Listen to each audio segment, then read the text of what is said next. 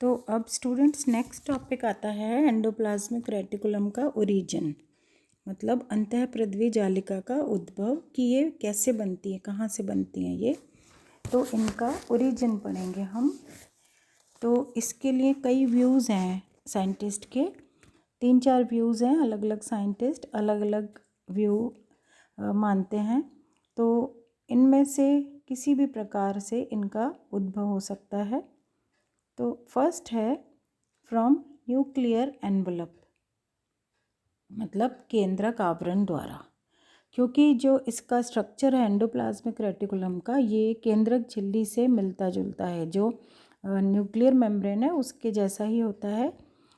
इसलिए और ये भी देखा गया है कि जो टीलोफेज है उसमें जो न्यूक्लियर मेम्ब्रेन है उसका निर्माण एंडोप्लाज्मिक रेटिकुलम की मेम्ब्रेन से ही होता है। इसलिए ये माना गया कि जो अंतःप्रद्वी जालिका केंद्रक झिल्ली के इवेजिनेशन से बनती है, मतलब केंद्रक झिल्ली का बहिर्वलन, बाहर की तरफ इसके वलन बन जाते हैं जिससे कि एंडोप्लाज्मिक रेटिकुलम बनती है। तो ये तो हुआ फर्स्ट व्यू। सेकंड व्यू है कि ये प्लाज्मा मेम्ब्रेन से बनती है, फ्रॉम प्लाज्मा मेम्ब्रेन। तो ये जो है इसका एक साइड एंडोप्लाज्मिक रेटिकुलम का एक साइड, क्योंकि प्लाज्मा मेम्ब्रेन से जुड़ा रहता है तो इसलिए, और इसका स्ट्रक्चर भी उस मेम्ब्रेन के जैसा ही है, तो इसलिए ये माना जाता है कई बार कि ये प्लाज्मा मेम्ब्रेन के इनवेजिनेशन, अंतर्वलन, मतलब अंदर की तरफ इसके वलन बन जाते हैं जिससे कि ये बनती है। तो फर्स्ट हो गया फ्रॉम न्यूक्लियर एनवलप, सेकंड हो गया फ्रॉम प्लाज्मा मेम्ब्रेन, और थर्ड है de novo origin. De novo मतलब स्वतः, अपने आप ही ये स्वतः नव उद्भव, de novo a new origin, मतलब बिना किसी उसके अपने आप ही ये कोशिका द्रव्य में से बन जाती है। तो कुछ साइंटिस्ट ऐसे मानते हैं कि जो एंडोप्लाज्मिक रेटिकुलम है इनका ओरिजिन साइटोप्लाज्म का जो मैट्रिक्स है उसमें कुछ नई मेम्ब्रेन के बनने से होता है। मतलब जो साइटोप्लाज्म है उसमें अपने आप नई मेम्ब्रेन बन जाती हैं जिससे कि एंडोप्लाज्मिक रेटिकुलम का निर्माण होता है। लेकिन कुछ साइंटिस्ट ऐसा नहीं मानते हैं, तो उन्होंने ये मानते हैं कि ऐसे डी नोवो नहीं हो सकता इनका उद्भव।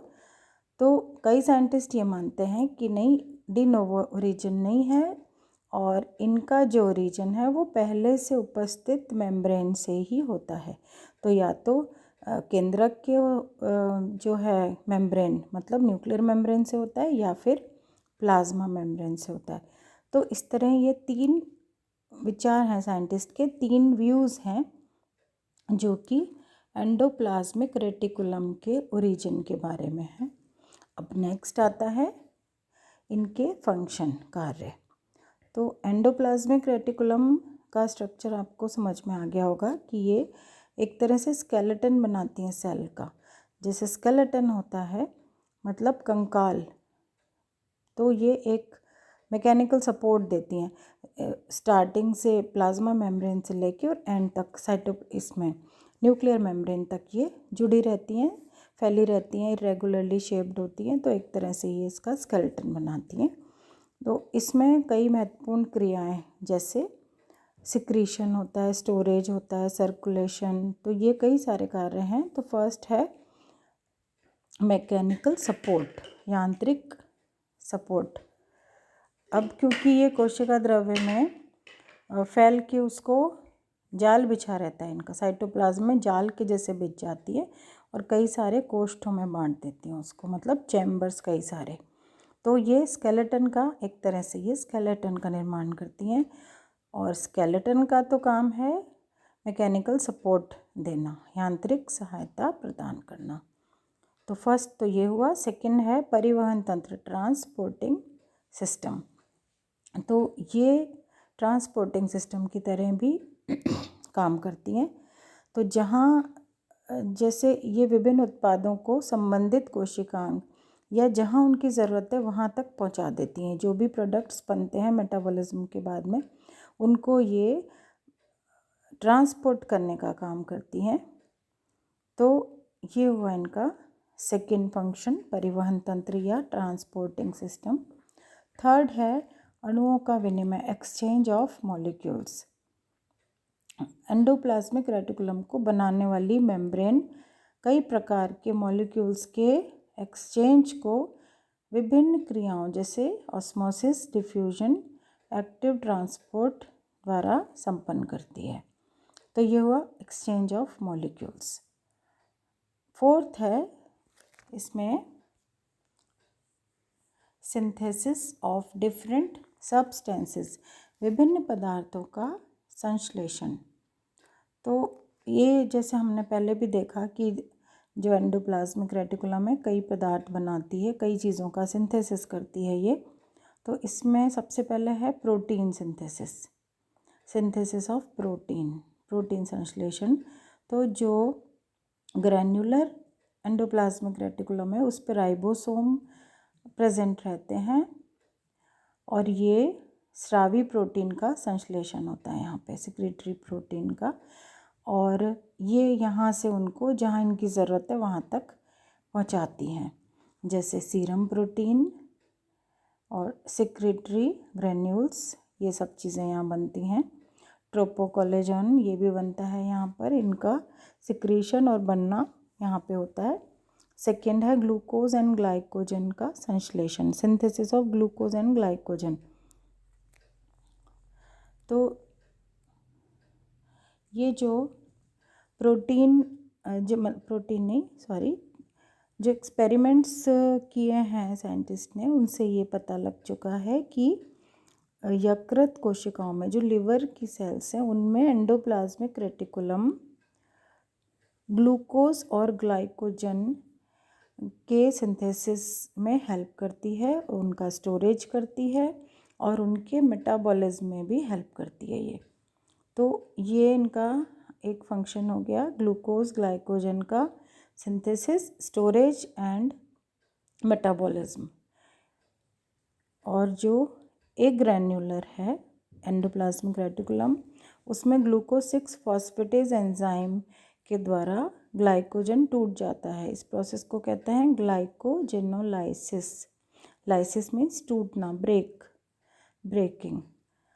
नेक्स्ट है एटीपी सिंथेसिस। एटीपी का भी यहाँ सिंथेसिस होता है और क्योंकि विभिन्न पदार्थों के अंतःकोशिकीय परिवहन के लिए जो एनर्जी है वो एटीपी द्वारा ही दी जाती है। तो ये एटीपी सिंथेसिस के भी स्थल होते हैं, मतलब यहाँ पे एटीपी सिंथेसिस होता है। नेक्स्ट है लिपिड का synthesis, synthesis of lipids, lipid संश्लेषण। एक ग्रैन्युलर एंडोप्लाज्मिक रेटिकुलम में लिपिड्स का भी सिंथेसिस होता है और इनका मेटाबॉलिज्म की रिएक्शन यहाँ पे होती है।